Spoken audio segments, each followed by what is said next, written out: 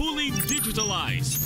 Numero 1 sa balita, komentaryo, drama at serbisyo publiko. Bombo Radio Philippines. Bombo Radio Philippines. Ang inyong #1 at most trusted radio network in the country. Basta Radio Bombo! Magandang gabi Pilipinas, anumang oras sa buong mundo, narito na ang Bombo Network News Evening Edition. Araw ngayon ng Biyernes, Setyembre 29, taong 2023. Mga kabombo Caster Nation sa ating Christmas countdown, 87 days to go bago ang araw ng Pasko. Sa ulo ng ating mga balita, sa ating mga pangunahing balita, abangan humamaya sa ating weather update. Ang bagyong Jenny tuluyan ng pumasok sa teritoryo ng Pilipinas. Ang extension nito nakakapekto pa rin sa ilang bahagi ng ating bansa. Abangan din humamaya mga kabombo sa ating oil price update. Dagdag bawas sa presyo ng mga produktong petrolyo inaasang ipatutupad sa susunod na linggo. Ang Estados Unidos naman nakahandang tulungan ang Pilipinas sakaling ma-escalate ang tensyon sa disputed water. Samantala si Pangulong Bongbong Marcos naman tiniyak na patuloy na ipagtatanggol ang Pilipinas ang karapatan nito sa West Philippine Sea. Yun namang na-recover ng mga angkla ng mga floating barrier na inilagay ng China Coast Guard dyan sa Baho de Masinloc. Maaari daw kong gamitin ng Pilipinas bilang ebidensya laban sa China. Ayon po yan sa pahayag ng Philippine Coast Guard. Samantalang pagtrato naman ng Senado kay Senior Aguila at sa 3 pang ibang leader ng kulto sa Surigao del Norte magiging patas daw at makatao. Samantala ang ikalawang pagdinig naman sa mga kinakaharap na reklamo ng naturang kulto isasagawa sa Surigao del Norte. Ang Department of Justice mahigpit naman na pinapabantayan ang bayan ng Subic matapos ang pagkakakumpiska ng mahigit sa 3.6 billion pesos na halaga ng shabu. Ang kalihim naniniwala daw na dito dumadaan ang mga smugglers. Samantala, tutukan po mamaya sa ating pag-uulat doon sa lalawigan dahil meron pong nangyaring inkwentro dyan sa Iloilo na ikinasawi ng 3 rebelde. Sa ating Asian Games 2023 update, itong sina Francisca C. Alcantara at Alex Yala nakuha ang bronseng medalya sa tennis mixed doubles. International news naman, nasa bilyong-bilyong pera daw ang ginagastos ng China kada taon para magpakalat ng maling impormasyon. Ayon yan sa report mula sa US government. Live nationwide via satellite. Dumako tayo sa detalye ng ating mga balita. Asahan ng mga motorista ang dagdag bawas sa presyo ng mga produktong petrolyo sa susunod na linggo. Base ho sa data o datos mula sa 4-day o 4 na araw na oil trading, sinabi ni Department of Energy Oil Industry Management Bureau Assistant Director Rodela Romero na inaasahang magkakaroon ng rollback na piso at 60 sentimo hanggang piso at 70 sentimo sa kada litro ho ng gasolina. Sa diesel naman, posibleng wala hong paggalaw o kung mayroon man, ito ho'y inaasahang magtataas ng 10 sentimo hanggang 20 sentimo kada litro. Habang para ho sa kerosene o gas, inaasahang magpapatupad ng rollback na 40 centavos hanggang sa 60 centavos sa kada litro. Ang paliwanag ho ng Department of Energy official, ang inaasahang rollback o tapyas sa presyo ng ilang produktong petrolyo ay bunsod na rin ng pagtaas ng interest rates, mas mataas na halaga ho ng US dollar at pagluluwag ng fuel import ban ng Russia. Habang ang ilan naman sa mga factor o mga salik ng pagtaas sa petroleum products ay yaong pagpapalawig pa ng voluntaryong pagtapyas ng produksyon doon ho sa bahagi ng Russia at Saudi hanggang sa katapusan ng Disyembre ng kasalukuyang taon. Inaasahang i-anunsyo naman ng mga kumpanya ng langis ang opisyal na presyo ng mga produktong petrolyo sa araw ng Lunes at ipatutupad naman ho yan sa araw ng Martes. Inihayag ng mga opisyal ng Estados Unidos sa US Congress na nakahanda ang Amerika na tulungan ang Pilipinas sakaling ma-escalate pa ang tensyon sa pinagtatalunang karagatan. Ito ay kasabay na rin ang pagtalakay sa patuloy na pagiging agresibo ng China sa naturang katubigan. Kabilang na dyan ang mga nangyari kamakailan na pagtutok ng laser at pambobomba ng tubig o water cannon laban sa mga personnel ng Pilipinas. Sa congressional hearing ng US House of Representatives nitong Biyernes, Sinabi ng US Defense Department na mag-uudyok sa Amerika na tupdin ang commitment nito sa ilalim ng Mutual Defense Treaty sa Pilipinas kapag nagkaroon ng armadong pag-atake laban sa mga assets ng Pilipinas, kabilang na dyan ang mga barko ng Philippine Coast Guard sa pinagtatalunang karagatan kung saan parte nito ang West Philippine Sea. Para patunayan niya ang commitment na ito, inihayag ni US Defense Department Deputy Assistant Secretary Lancy Ford ang kredibilidad ng military partnership ng US sa Pilipinas na sinabi nitong bedrock part ng seguridad ng US sa may Indo-Pacific at sa buong mundo. Maliban din sa pagprotektaan niya sa military foothold ng US dito sa Pilipinas sa pamamagitan ng siyam na Enhanced Defense Cooperation Agreement o EDCA site sa Pilipinas, sinabi ng US Defense official na tinutulungan din ng US ang isang American company na nag-ooperate ng shipyard sa may Subic, Zambales bilang critical strategic infrastructure dito sa bansa. Sinabi naman ni US Coast Guard Pacific Area Commander Vice Admiral Andrew Chongson na tinututugunan din nila ang mga demand ng Philippine counterpart nito kaugnayan sa kakulangan ng available na assets para sa depensa. Pagdating nga sa mga assets, sa pamamagitan niya ng interagency partnerships ay naitayo ang training center para matulungan ang Philippine Coast Guard sa kanilang operasyon, gayon din ang maintenance ng mga barko ng bansa. Tinulungan din nila ang Philippine Coast Guard na mapataas ang bilang ng Coast Guard personnel mula sa 5,000 para makamit ang kanilang goal na 35,000 at nagtalaga rin ng mga maritime advisor. Kaugnay pa rin sa mga usapin dyan sa West Philippine Sea, tiniyak ni Pangulong Ferdinand Marcos Jr. na patuloy na ipagtatanggol ng Pilipinas ang karapatan nito dyan sa West Philippine Sea. Ayon sa Chief Executive, wala siyang nakikitang problema hinggil sa pag-aliso ng mga floating barrier na inilagay ng China sa bahagi ng Bajo de Masinloc dahil ang nasabing lugar ay sakop pa rin talaga ng Pilipinas. Ibinahagi rin ng Pangulong Marcos na matapos alisin ng mga floating barrier, ang mga lokal na magsasaka na nakapasok sa lugar ay agad daw nakapangisda at nakahuli ng hanggang sa 164 na toneladang isda sa loob lamang ng isang araw. Anya, kung hindi tatanggalin ang mga barrier o mga harang, malaki ang mawawala sa mga Pinoy na mangingisda. Binigyang diin ng Pangulo na hanggat maaari, iiwas ang Pilipinas sa kaguluhan o anumang gulo. Iwasan din ang pagsasabi ng mga maiinit na salita, subalit matibay ang gagawing pagdepensa ng Pilipinas anya sa teritoryo ng ating bansa. Ayon kay Pangulong Marcos, hindi niya lubos maunawaan ang karapatan ng mga Pilipinong mangingisda na nakapangisda na doon sa lugar. Daan-daang taon nang nakalilipas ay nagbago na sa ngayon. Sa ngayon, may mga hakbang ng ginagawang pamahalaan ukol sa issue dyan sa West Philippine Sea, hinggil pa rin sa patuloy na pagiging agresibo ng bansang China. Pero tumanggi naman ng Pangulo na idetalye ang mga ginagawang hakbang ng ating pamahalaan dahil ito raw ay ang tinatawag niyang operational matters. Pakinggan po natin ang bahagi ng pahayag ni Pangulong Ferdinand Bongbong Marcos Jr. Many of these are operational issues and that I really cannot talk about. But in terms of taking down the barrier, I don't see what else we could do. Dahil talaga yung mga fishermen. Nung pinutol yung tali, yung nakapasok na fisherman, nung araw na yun, nakahuli sila ng 164 tons na isda. So, sa isang araw pa lang yun.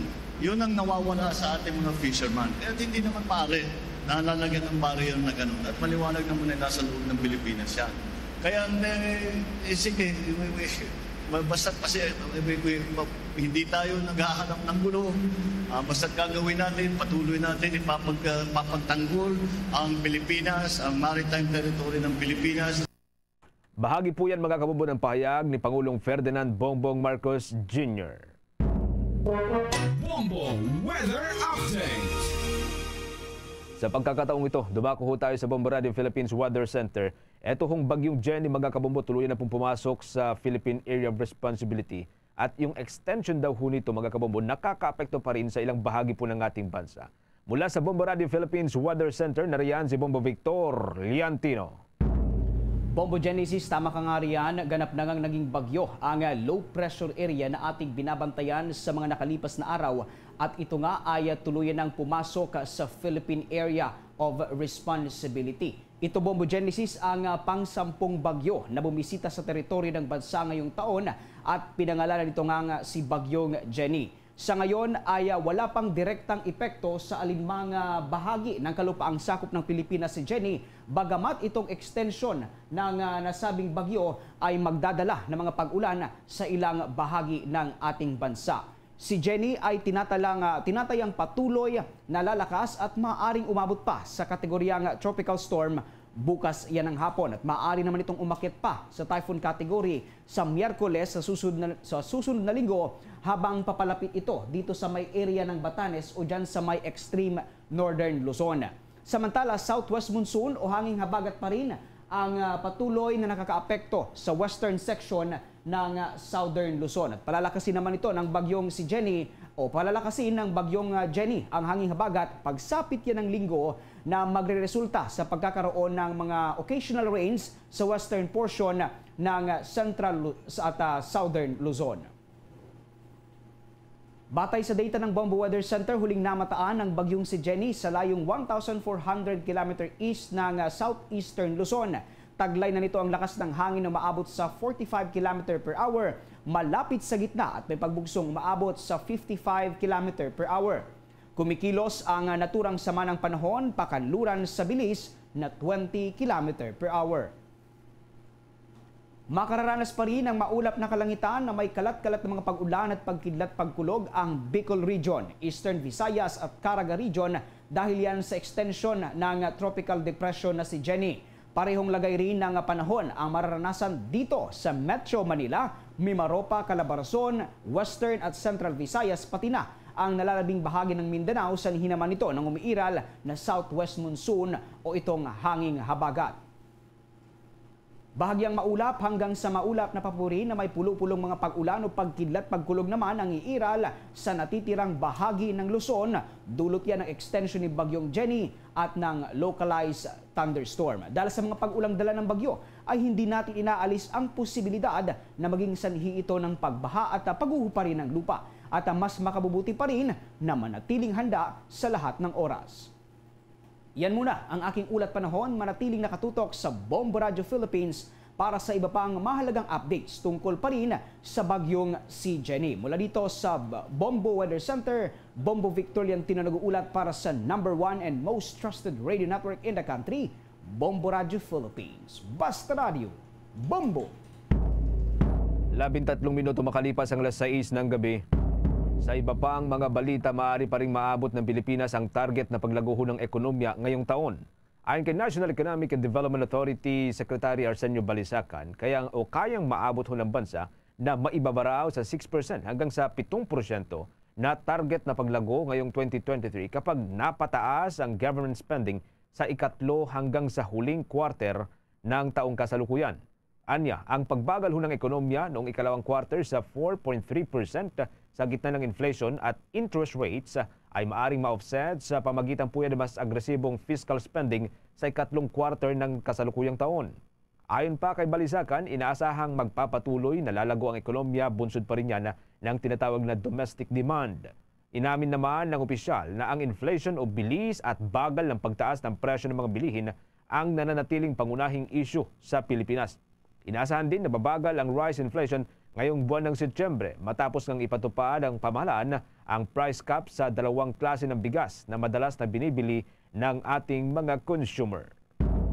Nakikita naman ni Department of Labor and Employment Secretary Bienvenido Laguesma na magkakaroon ng pagtaas sa arawang minimum wage sa lahat ng rehiyon sa bansa bago matapos ang 2023. Sinabi ito ng kalihim, base na rin yan sa direksyon ng proseso o mga hakbanging ginagawa ngayon ng Regional Tripartite Wages and Productivity Boards. Sinabi ng kalihim na tanging 6 na lamang rehiyon ang nakakumpleto ng kanilang proseso para sa posibleng taas sahod, kabilang na dito ang National Capital Region, Calabarzon, Central Visayas, Cagayan, Central Luzon at sa Soc-Sargen. Mayroon din anyang 3 rehiyon ang nagsasagawa na ng public hearings na susundan naman ng mga deliberasyon sa sahod at pag-issue ng wage orders. Unang rito, nagresulta ang naturang wage hikes mula sa moto proprio ng Regional Wage Board o mga petisyon mula sa grupo ng mga manggagawa, bunsod na rin ng tumataas na presyo ng mga pangunahing bilihin dito sa bansa. Kamakailan lamang ay inaprubahan rin ng National Wages and Productivity Commission ang wage hike orders na isinumite ng Regional Wage Board sa may Cagayan Valley, Central Luzon at Soc-Sargent para sa dagdag na sahod sa mga manggagawa mula sa pribadong sektor at mga kasambahay. 5 minuto makalipas ang alas 6 ng gabi. Sa iba pang mga balita, update po tayo mula ho sa Senado, mga kabombo. Yun daw hong pagtrato ho ng Senado kay Senior Aguila at sa 3 pang ibang lider, magiging patas at makatao. At yan po batay sa naging statement ng Senate Sergeant at Arms. Samantala, ang ikalawang pagdinig, isasagawa naman sa Surigao del Norte. Makibalita ho tayo sa linya ni Bombo JC Galvez. Magiging patas at makatao ang pagtrato ng Senado kay J. Renz Kilario o mas kilala bilang si Senyor Aguila at sa 3 iba pang mga lider ng Socorro Bayanihan Services Incorporated matapos na ma-detain ng mga ito sa ginanap na pagdinig. Ayon kay Senate Sergeant at Arms si Retired General Roberto Ancan, sisiguraduhin na maayos ang pagtrato kina Senyor Aguila at sa mga advisors nito na sina Mamerto Galanida, Karen Sanico at Janet Ahok sa kabilayan ng pagkakakontempt sa pasilidad ng Senado. Ang mga lalaking lider ay magkakasama sa isang kwarto habang ang nag-iisang babae na si Ahok ay nakabukod naman. Naka-aircon din anya mga silid ng mga ito 24/7, may maayos na pagkain, regular na bibisitahin ng mga doktor at maaaring magpaaraw sa umaga. Ipinagbabawal naman sa mga ito ang pagdadala ng cellular phone sa loob ng detention at kung may kailangan tawagan, ay mayroon namang telepono o cellphone na pwedeng ipairam sa kanila. Si Galanida, nakahapon sa pagdinig, ay tumasama ng presyon at pinayagan nito ni Senador Ronald Bato de la Rosa na samahan ng manugang para maalalayan. Kaugnay niyan, iniyag naman ni Senador Ronald Bato de la Rosa na idadaos ang susunod na pagdinig sa umano'y kulto sa mismong lugar ni na Senyor Aguila sa Surigao del Norte. Kaya anya sa Surigao na isasagawa ang naturang pagdinig ay dahil gagastos pa sa pamasahe ang mga lumantad na testigo. We will go there kasi mas marami silang babiyahe dito. Alam mo na, hirap din sa buhay yan, mamasahe pa pupunta dito. So tayo na pupunta doon, tayo na mamasahe. During the break, itong break daw, baka next week or basta mag-usap lang kami ni Senator Risa at yung ibang member ng komite. Nakikita ng senador na mayroon talagang paglabag sa karapatan ng mga bata. Anya, ito ang pinaka-concern na hindi dapat ipagsawalang bahala. Pero yung concern about number 1, yung forced marriages, forced sex, at saka may rape pa, at saka yung pagbabawal na mag-aral, hindi makapag-aral mga bata dahil kung makita niyo yung schedule nila, very rigid, very regimented. From alas 2 ng madaling araw, gising ng mga bata, marami na activities ginagawa hanggang hapon. So that explains why hindi na nakapag-aral mga bata. At saka binabawalan silang lumabas. Di ba? Binabawalan silang lumabas. Una rito, nag-ugat ang pagpapakontempt sa 4 sa patuloy yan ang pagtanggi nila na may nagaganap na sapilit ng pagpapakasal sa mga minor de edad. Inilatag din ang ilang pang pang-aabuso sa naturang samahan kung saan kabilang narito ang umano'y pagkulong at pagpadel sa mga miyembro nilang lumalabag sa loob ng isang foxhole, pati na rin ang di umano'y pagpapalangoy sa mga violators sa isang Aroma Beach o yung isang lugar na punong-puno ng dumi ng tao. Pinabulaanan ni Senyor Aguila ang mga aligasyong ibinabato sa kanyang grupo, ngunit hindi ito tinablan ng mga senador. Para sa Bombo Network News, ako si Bombo JC Galvez, nag-uulat para sa number 1 and most trusted radio network in the country, Bombo Radio Philippines, Basta Radio. Bombo! Treat yourself to Changnu's favorite snack that makes him so kilig. Dunkin' K-Bun.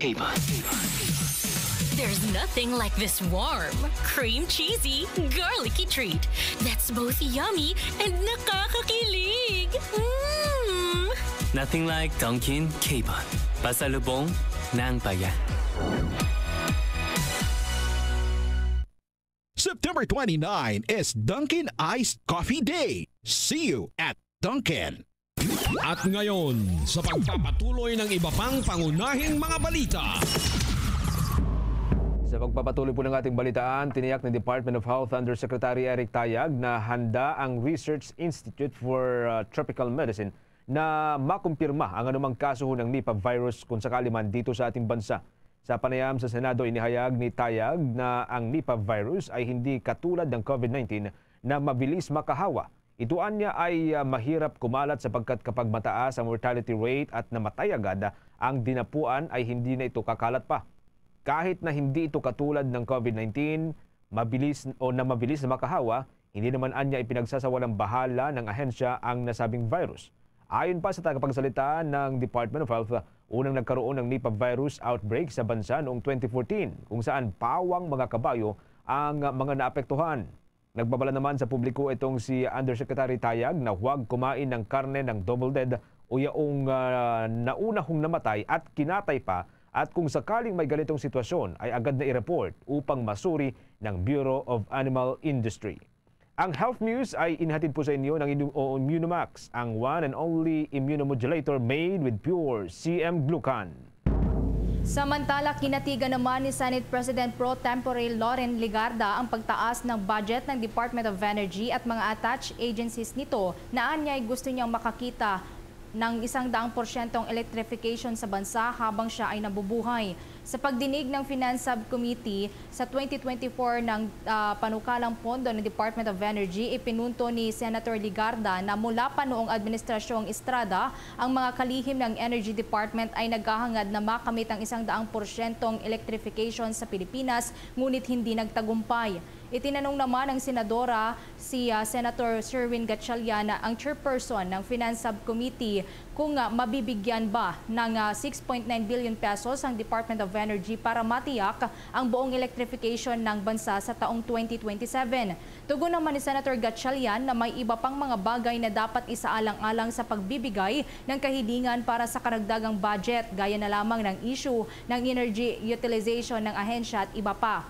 Samantala, kaugnay niyan ay bumaba naman ang porsyento ng household electrification rate o ang bilang ng mga bahay na may access sa kuryente dito sa buong bansa. Inihayag ni Energy Secretary Rafael Lotilla na mula sa 98% na household electrification rate noong taong 2015, bumaba sa 96% ang dami ng mga kabahayan na may kuryente sa bansa. Batay na rin yan sa 2020 census. Aminado naman si Lotilla na resulta ng pagdami ng household ang pagbaba rin ng household electrification rate sa bansa. Tiniyak naman ni Department of Budget and Management Acting Director Budget and Management Bureau Gemma Ilagan na tutugunan nila ang usapin na ito at ibibigay niya agad ang impormasyon sa tanggapan na may hawak sa naturang electrification agency. Sa iba pang mga balita, nagtulong-tulong ng lokal na pamahalaan ng Valenzuela, Bureau of Fire Protection, Philippine Red Cross at maging ang iba pang mga volunteer group para sa mga naapektuhan ng sunog sa naturang lungsod. Nabatid na sa pangalawang araw na ito, ngunit nananatili pa rin sa Task Force Bravo ang naturang sunog. Ang nasusunog ay ang Herco Trading Warehouse at ang residential area na katabi nito sa Barangay Bagbaguin. Nahati ang atensyon ng mga otoridad nang may isa pang hiwalay na sunog na naitala sa isang factory sa Barangay Kanumay West, diyan pa rin po sa lungsod ng Valenzuela. Wala namang napaulat na nasawi mga kabombo Castor Nation, ngunit dose-dosenang pamilya ang inilikas at hinatiran ng tulong. Maliban sa pisikal na pagsalba sa mga biktima, nagkaloob naman ang Philippine Red Cross ng psychological first aid sa mga naapektuhan ng naturang sunog. Umalalay na rin ang iba pang mga bumbero mula sa mga kalapit na lugar para mapabilis ang pag-apula doon sa apoy. Sinasabing maraming flammable object sa naturang warehouse, kaya nahirapan ng mga otoridad na ganap na mapahinto ang naturang sunog. Naglagay naman ng standby na ambulansya ang mga local government unit at iba pang mga grupo upang maalalayan ng mga biktima ng sunog at maging ang mga pagod na mga Bureau of Fire Protection personnel at ilan pang mga fire volunteer. Magpapatayo naman ang pamahalaan sa mga komunidad ng mga evacuation center na resilient o hindi madaling matibag sa anumang mga kalamidad. Ito ang ibinunyag sa third quarter full council meeting ng National Disaster Risk Reduction and Management Council o NDRRMC. Binigyang diin ng konseho ang pangangailangan ng naturang mga estruktura sa isang bansa gaya ng Pilipinas na madalas natamaan ng mga kalamidad gaya ng bagyo, lindol at pagsabog ng bulkan. Isa din sa naging sentro ng pagpupulong ang enhanced design ng mga evacuation center. Ang Office of the Civil Defense at ang Department of Public Works and Highways ay ay ang nangunguna sa pagdevelop ng improvise o improve design ng evacuation centers, gayon din ang prioritization mechanism sa pamamagitan ng risk-based assessments, considerations at updates sa lokasyon at site suitability, structural at building capacity at gayon din ang minimum design standards. Ayon kay Department of National Defense Secretary Gilberto Chodoro Jr. na nagsisilbiding chairperson ng NDRRMC na nanguna sa council meeting, sinabi nito na ang panukalang improved design ng mga evacuation centers sa bansa ay nakatakdang isapinal pa lamang ng mga concerned government agencies. Ang mga panawagang ng pagpapatayo ng permanenteng evacuation center sa bansa ay madalas na idinudulog ng mga nadi-displace na mga residente sa tuwing mayroong mga kalamidad na pansamantalang inililikas sa mga covered courts, mga paaralan at gayon din sa mga multi-purpose buildings. Kung matatandaan nga ay una na ngang ipinunto ni Pangulong Ferdinand Marcos Jr. na ang pagtatayo ng isang matatag na evacuation centers sa kanyang ikalawang State of the Nation address para matiyak ang kaligtasan ng publiko sa panahon ng emergency. Oras natin mga kabombo, 27 minuto na makalipas ang alas 6 ng gabi. Sa iba pang mga balita, ang mga narecover daw na angkla ng floating barrier na inilagay ng China Coast Guard dyan po sa bahagi po ng Bajo de Masinloc na sakop pa rin po ng West Philippine Sea ay maaari daw hong gamitin ng Pilipinas bilang ebidensya laban ho yan sa China. Batay po ito sa naging statement ng Philippine Coast Guard. Para po sa dagdag na detalye, makibalita tayo sa linya ni Bombo Marlene Padiernos. Inihayag ni Philippine Coast Guard spokesperson for the West Philippine Sea Commodore J. Tariela na maaaring gamitin ng Pilipinas bilang ebidensya laban sa China ang narecover ng Coast Guard na angkla ng pinutol na floating barriers na inilagay ng China Coast Guard sa Bajo de Masinloc Shoal. Ito ang sinabi ng opisyal nang makita nito sa media o ipakita nito sa media ang naturang angkla ng mga floating barriers na may bigat na 20 to 30 kilos sa ginanap yan na pulong balitaan ngayong araw sa bahagi ng Maynila. Pagilino ni Tariela, hindi tinanggal at bagkus ay pinutol lamang ng Philippine Coast Guard ang angkla mula sa floating barriers sa inilagay ng China Coast Guard sa nasabing lugar na layuning harangan ang mga Pilipinong mangingisda dito at nang malaman ng China na wala na nga ang isa sa mga angkla ng kanilang barrier ay tsaka nila ito tuluyang inalis ang remnants ng nasabing mga floating barriers. Kung maalala, una nang sinabi ng China na self-amusement lamang ng ating bansa ang pagkatanggal ng barriers sa Bajo de Masinloc, kasabay ng akusasyong fabricated lamang daw ang mga net na nasa ilalim nito. Sagot naman ni Tariela na ang kanilang na-recover na angkla na ang ipinakita ngayon ay matibay na ebidensya na hindi fabricated at patunay lamang sa mga ginagawang pangharas at aggressive behavior ng China sa West Philippine Sea. Kaugnay niyan, narito pa ang bahagi ng pahayag ni Philippine Coast Guard spokesperson for the West Philippine Sea, Commodore J. Tariela. We also intend to forward this evidence to the National Task Force West Philippine Sea, wherein the Department of Foreign Affairs, the Department of Justice, all concerned government agencies are part of. So it's up to the guidance of our National Security Advisor, the chair of the NTF-WPS, regarding the decision of the entire body. Whether it's DFA or DOJ, we still don't know. But definitely, it's not the Coast Guard who's going to decide on it. The mere fact na nasa atin ang anchor nila, tingin ko naman, hindi ako magpapabricate ng ganitong kalaking anchor. And the videos and the photos that we show the world is already a clear proof that we are not fabricating this story. The mere fact that they are admitting on his statement that they really laid out they put the floating barrier in Bajo de Masinloc is a clear, deliberate violation of the international law. The arbitral ruling has already made the decision that Bajo de Masinloc is a traditional fishing ground, not just for the Filipinos, but even for the Chinese and Vietnamese.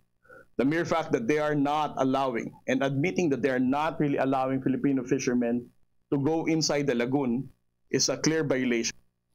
Samantala, bukod dito ay iniulat din ng opisyal na bagamat wala ng floating barrier ang China sa Bajo de Masinloc Shoal ay nananatili pa rin ang presensya nito sa nasabing lugar.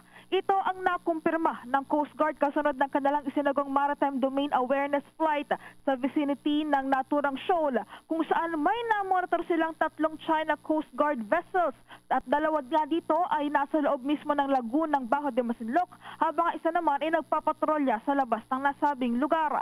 May namataan din ang mga kinaukulangan na isang Chinese Maritime Militia vessel at 2 Filipino fishing vessels sa nasabing lugar. Bukod dito ay sinawala din ni Tariela na nakatanggap din ng 6 na radio challenge ang Philippine Coast Guard at ang Bureau of Fisheries and Aquatic Resources mula sa China Coast Guard sa kasagsagan nga ng kanilang isinagawang Maritime Domain Awareness Flight sa vicinity ng Bajo de Masinloc. Gayunpaman, tiniyak ng Philippine Coast Guard na magpapatuloy ang kanilang gagawin na pagbantay sa teritoryo ng ating bansa sa abot ng kanilang makakaya at hindi ito aatras para depensahan ang karapatan ng Pilipinas sa West Philippine Sea. Bombo Genesis, Bombo Everly. Para Network News, ako po si Bombo Marlene Padiernos, nag-uulat para sa #1 and most trusted radio network in the country, Bombo Radio Philippines, Basta Radio.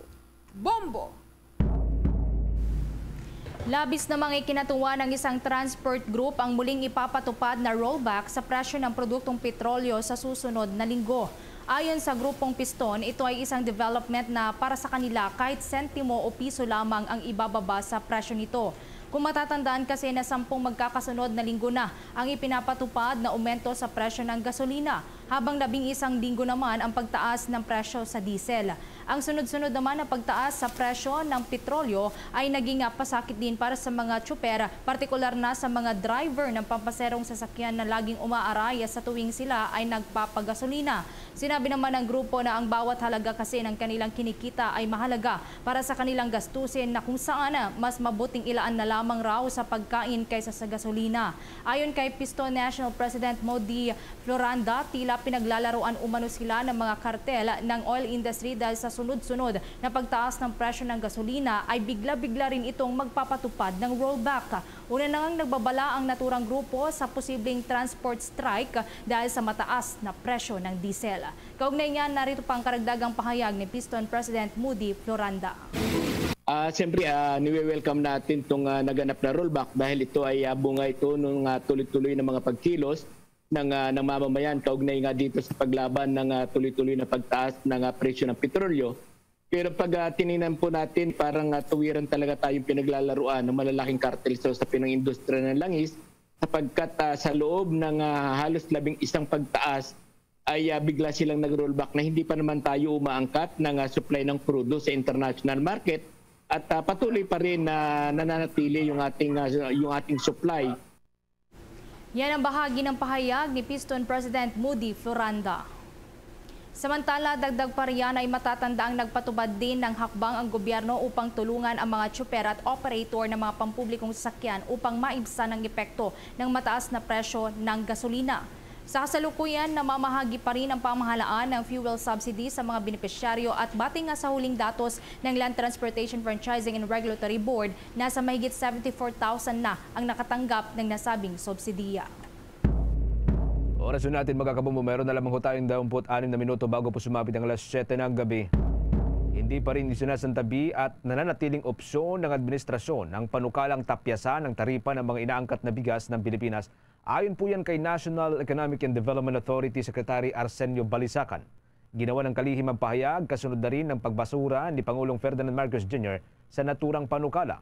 Paliwanag pa ng opisyal na hindi madaling bawasan agad ang taripa sa mga rice imports. Kailangan pang dumaan ito sa ilang serye ng konsultasyon kaya't matagal bago tuluyang maisakatuparan ang pagtapyas sa taripa.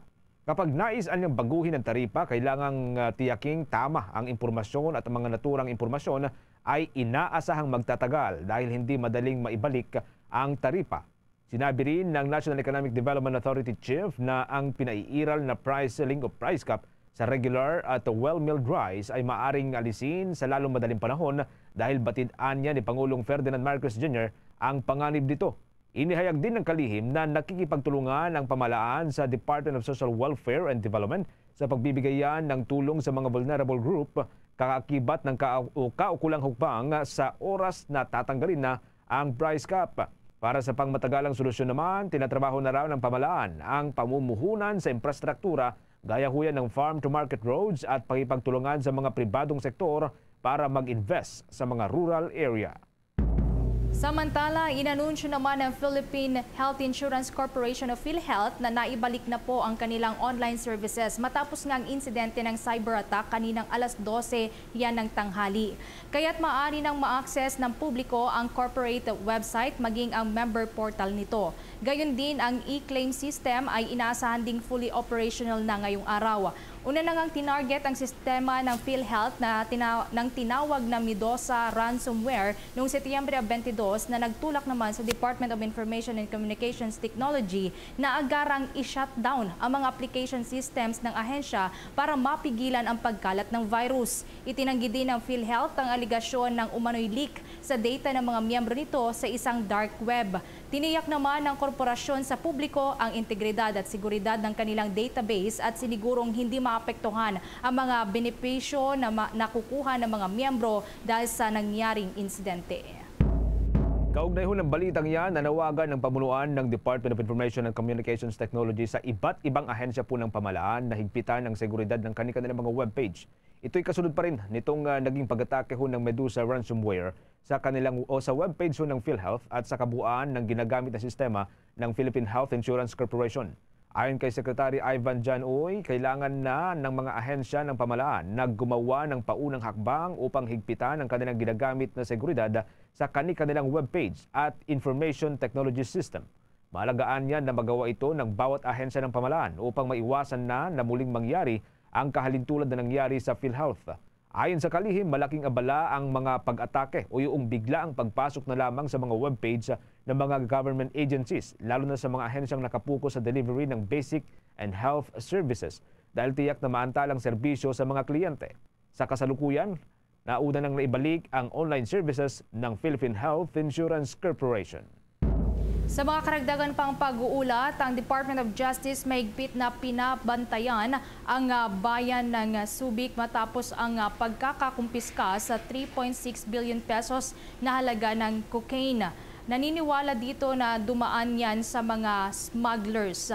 At atin pong kukuhanin ang karagdagan pang pahayag ng balitang yan mula kay Bombo Victor Lantino. Ipinag-utos na ni Department of Justice Secretary Jesus Crispin Remulla ang mahigpit na pagbabantay sa bayan ng Subic sa probinsya ng Zambales. Ayon sa kalihim, mahalaga ang masusing pagbamanman sa naturang bayan dahil maaari umanong dito tumadaan ang mga smugglers. Ginawa ng kalihim ang pahayag kasunod ng pagkakakumpiska ng National Bureau of Investigation sa 530 kilos ng pinaghihinalaang methamphetamine hydrochloride o shabu sa isang warehouse sa Pampanga. Batay sa pagtataya, aabot sa 3.6 billion pesos ang kabuang street value ng naturang shabu na nakumpiska. Paliwanag ni Remulla, ang isinagawang operasyon ng National Bureau of Investigation ay sopistikado dahilan upang mahubaran ng mga otoridad ang pagkakakilanlan ng mga individual na sangkot umano sa naturang illegal na operasyon. Naniniwala naman ang kalihim na posibleng mga foreign nationals ang nasa likod ng bilyong-bilyong halaga ng shabu sa Pampanga. Very, very sophisticated ang methodology nila. I do not want to reveal everything yet, but even when it comes to the K9 was not as effective as they should have been. Perhaps we have to retrain some of our K9 to be able to be more sophisticated in trying to smell the drugs. Ganun ka-sophisticated na ngayon yung level ng smuggling ng narcotics sa bansa natin. Hawak na ngayon ng National Bureau of Investigation ang mga pangalan ng mga individual na aarestuhin. Maharap ang mga ito sa patong-patong na kaso kabilang na ang paglabag sa RA 9165 o Comprehensive Dangerous Drugs of 2002. Makikipag-coordinate naman ang National Bureau of Investigation sa National Prosecution Service upang ihanda ang paghahain ng mga kaso laban sa mga personalidad na hindi pa nila pinapangalanan hanggang sa ngayon. Magsasagawa rin ang ahensya ng Financial Investigation katuwang ang Anti-Money Laundering Council laban sa mga korporasyong natukoy na ginagamit bilang conduit sa trafficking ng mga nasamsam na illegal na droga. Kung maalala, taong 2022 naman nang masamsam ng mga otoridad ang 990 kilos ng shabu na nagkakahalaga ng 6.7 billion pesos sa Tondo, Manila. Para sa Bombo Network News, Bombo Victorian Tino nag-uulat para sa #1 and most trusted radio network in the country, Bombo Radio Philippines. Basta Radio. Bombo! September 29 is Dunkin' Iced Coffee Day. See you at Dunkin'. At ngayon, sa pagpapatuloy ng iba pang pangunahing mga balita. Meron na lamang tayong 20 minuto bago sumapit ang alas 7 ng gabi. Tiniyak ng Department of Agriculture na hindi maapektuhan ang farm gate price ng palay kasabay pa rin ng unti-unti ng pagbaba sa kada kilong presyo ng bigas sa malaking bahagi ng ating bansa. Batay kasi sa monitoring ng Department of Agriculture, bumababa na ng hanggang sa 5 piso ang retail ng bigas sa maraming merkado ng bansa. Ayon kay Department of Agriculture Senior Undersecretary Domingo Panganiban, ang pagbaba sa presyo ng bigas ay hindi makakaapekto sa kasalukuyang presyo kada kilo ng palay. Paliwanag ng opisyal, ang pagbaba sa presyo ng bigas ay isa sa mga resulta ng pagpapatupad ng price cap na una na ring ipinag-utos ni Pangulong Ferdinand Bongbong Marcos Jr. Ipinawi rin nitong si Undersecretary Panganiban ang pangamba ng mga magsasaka ukol sa kabuang epekto nito sa kanilang kita. Nakaalalayan niya ang Administrasyong Marcos at patuloy na binabantayan ang kalagayan ng mga magpapalay sa ating bansa. Maalalang ilang linggo matapos ang pagpapatupad sa price cap para sa well-milled at regular milled na bigas, inaprubahan na rin ng National Food Authority Council ang pagtaas sa procurement price ng palay. Sa bagohong presyuhan ng gagamitin ng National Food Authority, 23 pesos na ang kada kilong presyo para sa dry habang 19 pesos para sa wet o sa mga kaaning palay lamang. Samantala sa iba pang mga balita, mga kabombo, update po tayo sa karagdagan pang mga development. Kaugnay pa rin po dito sa papalapit na barangay at sangguniang kabataan elections. Meron pong 35 mga kandidato sa barangay at sangguniang kabataan elections ang sinampahan ng kaso ng Commission on Elections dahil daw ho yan sa umano'y premature campaigning. Makibalita ho tayo mula sa linya ni Bombo Tropio Anuada Jr. Sinampahan ng Commission on Election ang 35 kandidatong lumabag sa barangay at sangguniang kabataan elections dahil sa pagsasagawa ng premature campaigning. Magkahiwalay na petisyon ang isinampa ng COMELEC Task Force Anti-EPAL laban sa 35 kandidato. Ito ay motu proprio petition o kusang isinampa ng ahensya laban sa mga kandidato. Ilan sa mga ito ay mula sa National Capital Region, Region 3 at Region 4A. Nangangampanya umano ang mga ito sa pamamagitan ng pagpapaskil sa mga posters sa kanilang lugar, pagbibigay ng mga campaign materials kagaya na lamang ng mga caps, t-shirts at bowler bands, paggamit ng social media upang mangampanya, at pag-anunsyo sa kanilang paghain ng Certificate of Candidacy o pagtakbo sa 2023 barangay at sangguniang kabataan elections. We have, based on the determination ng mga documents at saka sa answers nila, we have a legal basis that they have violated Section 80. Campaign period natin mag-start October 19 pa. And they have been conducting campaigning now since they have filed the COC, then that's why we have the reason to file or valid cause to file petition for disqualification against them. Determinado pa rin ang ahensya na sampahan ng mga ito ng kaso. Bagamat sumagot sa show cause order ang mga kandidato na hindi nila natanggap ang abiso o ang kasong ihahain laban sa kanila, wala pa rin itong kawala dahil padadalhan sila ng kopya nito sa pamamagitan ng email at sa mga local COMELEC offices. Ayon pa sa COMELEC Task Force Anti-EPAL, nagsisimula pa lang sila at may mga kasunod pa itong ihahain na kaso.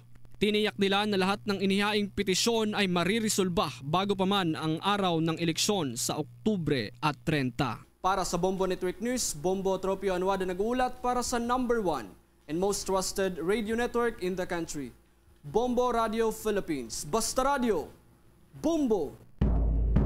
Sa iba pang mga balita, mga kabombo, nahulog naman sa kamay ng mga otoridad ang 2 Vietnamese at isang Chinese national matapos ang kanilang isinagawang operasyon.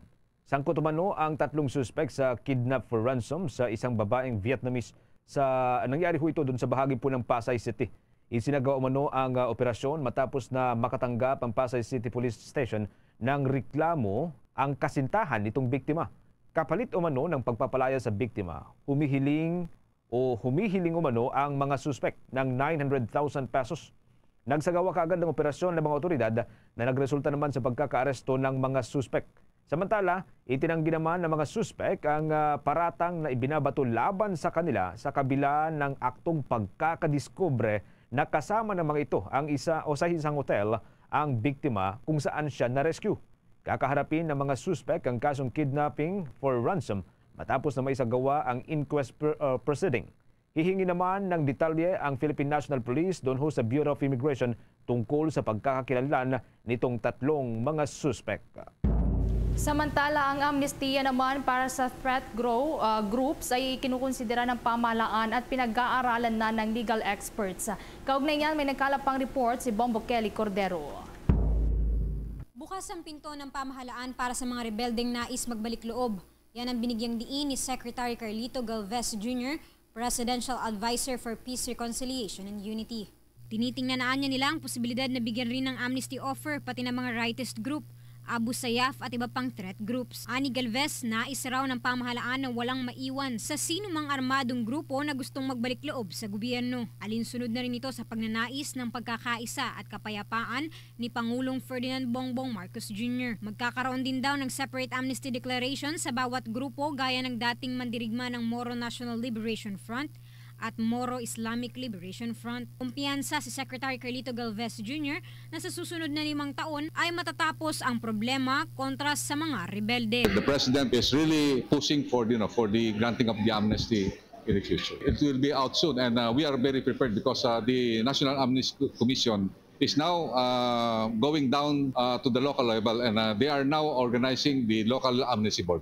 Samantala, tiniyak naman ni Galvez na magiging mapayapa ang darating na barangay at sangguniang kabataan elections. Ani Galvez, nakikipag-usap ang mga brigade commander sa mga barangay official habang binibigyang diin na maaaring magkaroon ng mapayapang eleksyon kung isa sa alang-alang ang mga negatibong epekto ng karahasan. Nananawagan lang po ako sa lahat ng mga kandidato na we have to make this BSKE election peaceful kasi napakaganda ng nangyayari na ngayon. So ang akin pong suggestion is let's work together and work for peace. Para sa Bombo Network News, Bombo Kelly Cordero nag-uulat para sa #1 and most trusted radio network in the country, Bombo Radio Philippines. Basta Radio, Bombo. Meron na lamang tayong 13 minuto bago po sumapit ang alas 7 ng gabi. Sa pagkakataong ito, bigyang daan po natin ng mga report, mga ulat mula sa ating mga provincial station. Unahin po natin dyan sa bahagi po ng Bombo Radio Butuan, si Pangulong Ferdinand Bongbong Marcos Jr. nanguna sa launching ng Walang Gutom 2027 Food Stamp Program sa bahagi po ng Siargao Island. Sa bahagi naman po ito ng probinsya ng Surigao del Norte. Kanina ho yan mga kabombo. Makibalita ho tayo mula sa linya ng Bombo Radio Butuan.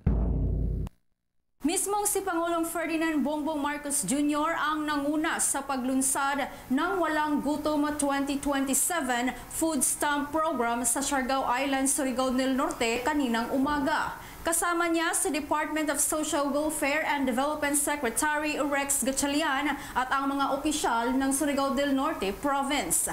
Inihayag ng Pangulo na layunin nito na mapagtibay ang food security at matugunan ang malnutrisyon na patuloy na nakakaapekto sa mga pamilyang Pilipino.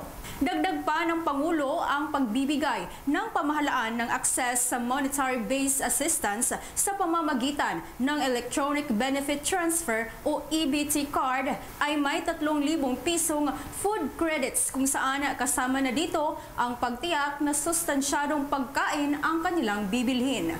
Dito sa food stamp program ay pinag-iisipan po kung ano yung pangangailangan ng bawat isa at yan po ang aming ibinibigay sa ating mga food stamp. Hindi lamang food supply, kailangan ay masustansya rin ang pagkain na ating ibinibigay sa ating mga kababayan. Mula rito sa Bombo Radio Butuan para sa Bombo Network News, ito po si Bombo Nochelle Muro nag-uulat para sa #1 and the most trusted radio network in the country, Bombo Radio Philippines. Basta Radio, Bombo! Treat yourself to Chownu's favorite snack that makes him so kilig. Dunkin' K-Bun. There's nothing like this warm, cream cheesy, garlicky treat that's both yummy and nakakakilig. Nothing like Dunkin' K-Bun. Pasalubong ng bayan. Number 29 is Dunkin' Iced Coffee Day. See you at Dunkin'. At ngayon, sa pagpapatuloy ng iba pang pangunahing mga balita. Si Pangulong Bongbong Marcos pinangunahan ng pagpupugay sa mga bayani ng bansang Makabayan, Mindanao. Kaugnay niyan, may mga nakalapang report ang Bombo Radio Davao. Pinangunahan ni Pangulong Ferdinand Bongbong Marcos Jr. ang isinagawang pagpupugay sa mga bayani ng bansang Makabayan sa isang hotel dito sa lungsod ng Davao. Ito ang nanguna sa pagbibigay ng mga tseke at mga titulo ng lupa para sa mga benepisyaryo ng Comprehensive Social Benefits Program. Sa kanyang mensahe, inihayag ni Pangulong Ferdinand Marcos Jr. na kinilala ng pamahalaan ang iniwang malaking kontribusyon ng mga nasawing uniform personnel. Ating pakinggan si Pangulong Ferdinand Marcos Jr. Kailanman, hindi natin masusuklian ang serbisyo na kanilang inilaan upang mapanatiling mapayapa, ligtas at maayos ang ating komunidad. Ang kanilang halimbawa ay patunay sa likas ng galing, tapang at dangal ng mga Pilipino at sa di matatawarang pagmamahal natin sa ating bansa. Maraming salamat. Samantala, inihayag ni Darian Dean Camilosa, asawa ng isa sa mga nasawing sundalo, na malaki ang kanyang pasasalamat dahil malaking tulong umano sa kanilang naiwang 4 na anak ang natanggap na tulong. Ating pakinggan si Ginang Camilosa. Unang-una po, nagpapasalamat po ako kay President Ferdinand Marcos po Jr. po kasi po sa mga privileges po na binigay niya po sa amin, lalong-lalo na po sa pamilya ko po. Yung time po na wala yung asawa ko, hindi po kami pinabayaan po ng government po. Binigyan niyo po kami ng mga privileges po, like yung mga cash assistance po, tapos yung mga pabahay na i-promise niya po sa amin, tapos scholarship din po ng mga anak ko po. Nasa 300 pamilya at benepisyaryo ang nakatanggap ng 500,000 pesos na cash assistance, titulo ng lupa at aabot ng 450,000 pesos para sa housing construction. Ang CSBP ay ang pagbibigay ng assistance sa mga pamilya at benepisyaryo ng mga uniform personnel na namatay at nasugatan sa operasyon, kagaya ng Special Financial Assistance, Scholarship, Special Welfare Assistance, Health and Medical Care Assistance, Shelter Assistance at Employment Assistance. At yan ang ulat mula sa himpilan ng Bombo Radio Davao para sa Bombo Network News. Bombo Donna May Alviola, nag-uulat para sa the number 1 at most trusted radio network in the country, Bombo Radio Philippines. Basta Radio, Bombo! Karagdagan pa rin sa ating mga balitang probinsyal, magkakabombo 3 rebelde ang sinasabing patay sa nangyari pong engkwentro dyan sa bahagi po ng Iloilo. Makibalita ho tayo mula sa linya ng Bombo Radio Iloilo. Nasawi ang 3 miyembro ng New People's Army sa engkwentro sa pagitan ng mga militar at rebelde sa boundary ng Barangay Kagay at Danao, Leon, Iloilo. Sa parayam ng Bombo Radio Iloilo kay Brigadier General Michael Samson, ang commander ng 301st Infantry Brigade ng Philippine Army, sinabi nito na naingkwentro ng mga elemento ng 61st Infantry Battalion ang mga rebelde mula sa Sibat Platoon Southern Front ng Committing Region Panay sa ilalim ng pamumuno ni Rebecca Alfaro at Roberto Gumia. Ayon kay Samson, nagsagawa ng operasyon ng militar nang makatanggap ng report mula sa ilang residente sa nasabing lugar hinggil sa pag-iikot at paghihingi ng pagkain at supply ng mga rebelde. Nakatakas naman ang iba pang mga rebelde. Sa isinagawang clearing operation, na-recover ng mga sundalo ang 2 M16 rifles at iba pang mga subversibong mga dokumento. Nakatakda namang i-turn over ang labi ng mga nasawing rebelde sa local government unit upang kilalanin ang mga ito at mabigyan ng maayos na libing.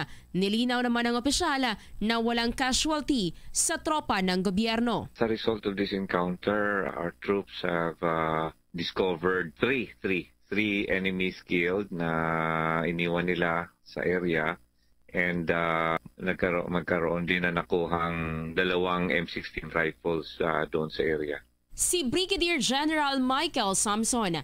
Balita mula dito sa Bombo Radio Iloilo. Ito si Bombo Rezi Bordon para sa number 1 and most trusted radio network in the country, ang Bombo Radio Philippines. Basta Radio, Bombo! Bombo Police Report. Nasa 4 namang pulis sa Bacolod ang iniuugnay sa 15 million pesos na recruitment scam sa mga nais pumasok sa Philippine National Police. Kaugnay niya ang tinutukan ng Bombo Radio Bacolod. 4 na mga police officers at isang non-uniform personnel na assign sa Bacolod City Police Office ang iniimbestigahan sa ngayon dahil sa umano'y kaugnayan ng mga ito sa recruitment scam na nagbiktima sa mga residente ng La Castellana, Negros Occidental na nais pumasok sa Philippine National Police kung saan 17 million pesos na pera ang kanilang natangay. Ito ay nadiskubre kasunod ng parallel investigation na isinagawa ng Negros Occidental Provincial Internal Affairs Service kasunod din ng kaso na isinampa ng mga biktima laban sa utak ng scam na si Mary John de los Santos at La Castellana Municipal Councilor Donato Natnat Dumagit. Sa panin ng Bombo Radio Bacolod kay PIAS Officer in Charge Provincial Executive Master Sergeant Randy Bando, ang 4 na mga police officers ang pawang may ranggo na Police Senior Master Sergeant at mayroong assign sa Bacolod Police Station 4 at BCPO Headquarters. Ayon kay Bando, mismong mga complainant ang nagsabi ng pangalan ng mga pulis at NUP na matagal na rin umano sa hanay ng PNP. Sa ngayon, hindi pa mapangalanan ng mga pulis dahil patuloy pang investigasyon ng Investigation and Detective Management Unit ng BCPO. Sinabi umano ng mga complainant na si SB member Dumagit ay may kaibigan na si De Los Santos o tinatawag nilang Ma'am Dabing. Kaya't ang mga nais pumasok sa PNP ay nakikipag-ugnayan sa konsihal na siya namang nakikipag-usap kay De Los Santos. Tiniyak naman umano ni De Los Santos na sila ay makakapasok sa PNP kung magbabayad ng 250,000 pesos na package deal. Ayon kay Bando, hindi pa matutukoy ng PIAS kung sino sa dalawang major na recruiter dahil patuloy ang investigasyon. Ngunit isinumbong ng mga complainant na si Dumagit ang nagre-recruit sa kanila at siya ring tumatanggap ng pera upang ibigay kay De Los Santos. Ilan sa 50 mga biktima ay nakapagbigay na ng kabuuang 250,000 pesos hanggang 365,000 pesos hanggang sa hindi na makontak ang konsihal at si De Los Santos.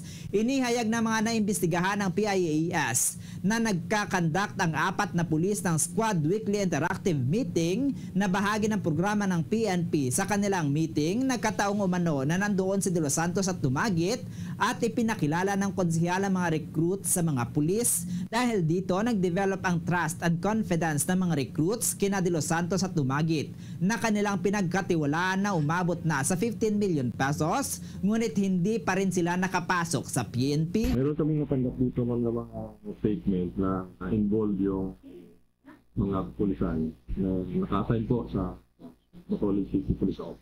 Mayroon daw weekly interactive meeting. During sa mga meeting na yan, nandun po si SB Natnat, SB member ng Castellana. May mga pagkakataon din po na dalawa sila ni Ma'am Dami. Kaya nabuo yung trust and confidence sa kanila.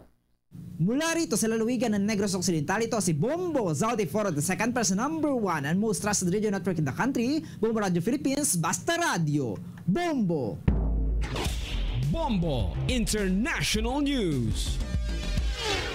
Gumagastos umano ang China ng bilyong-bilyong pera kada taon para magpakalat ng maling impormasyon sa iba't ibang panig ng mundo at nagbabanta para supilin ang freedom of speech. Ito ang ibinabala sa nilabas na report ng US State Department na Global Engagement Center. Sa naturang report, sinabi ng ahensya na hindi lamang simpleng usapin ng public diplomacy ang manipulasyon ng impormasyon sa buong mundo, kundi isang hamon din ito sa integridad ng pandaigdigang information space.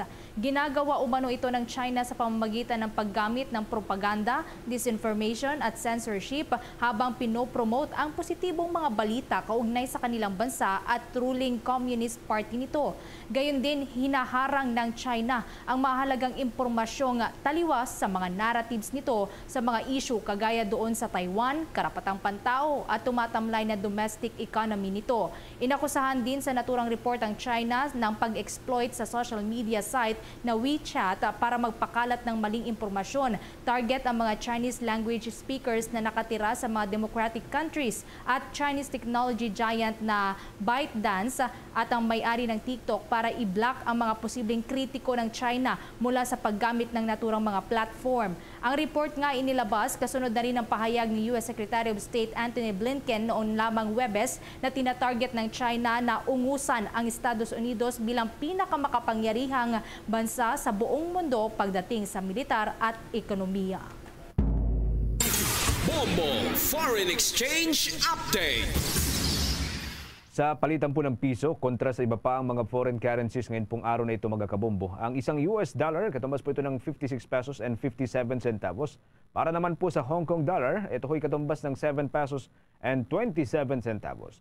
Nasa 41 pesos and 71 centavos naman ang katumbas ng isang Singaporean dollar, habang ang isang Saudi Arabian rial, katumbas po ito ng 15 pesos and 18 centavos, at ang isang euro, katumbas po yan ng 60 pesos and 18 centavos. The Bombo Foreign Exchange Rate Update is brought to you by Queen City Development Bank. Mga kabombo, bago tayo magtapos, sama-sama po tayong manalangin ng Orasio Imperata for deliverance from calamities. Almighty Father, we raise our hearts to you in gratitude for the wonders of creation of which we are part, for your providence in sustaining us in our needs, and for your wisdom that guides the course of the universe. We acknowledge our sins against you and the rest of creation, nature. We have confused your command to subdue the earth. The environment is made to suffer our wrongdoing, and now we reap the harvest of our abuse and indifference. Global warming is upon us. Typhoons, floods, volcanic eruption, and other natural calamities occur in increasing number and intensity. We turn to you, our loving Father, and beg forgiveness for our sins. We ask that we, our loved ones, and our hard-earned possessions be spared from the threat of calamities, natural and man-made. We beseech you to inspire us all to grow into responsible stewards of your creation and generous neighbors to those in need. Amen. Christmas is a time for sharing. Mga kabombo, Kister Nation, sa ating Christmas countdown, 87 days to go bago ang araw ng Pasko.